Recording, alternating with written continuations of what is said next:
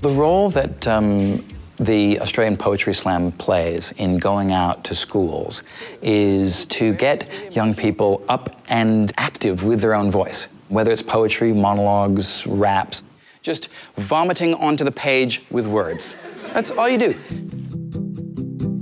There's been a recent push by the federal government to improve national literacy levels.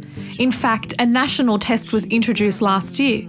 This was prompted by research that showed between 1996 and 2006 there was an increase in the amount of 15 to 19-year-olds who had average or below average literacy levels. So how can things like performance poetry and poetry slams help? I think the one thing that is missing in a lot of the education models is the encouragement for kids to study their own writing. You know, they're given so many other authors and told these authors are amazing. These are the people that you have to listen to. But nobody's listening to them. Don't know what to write. Mine's blank.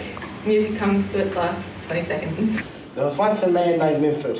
What other methods did students use to display their cake?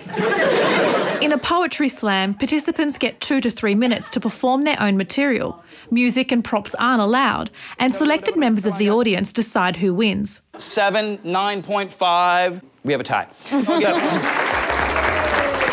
Who, having watched what Miles and I do, has a different opinion about what poetry can be now?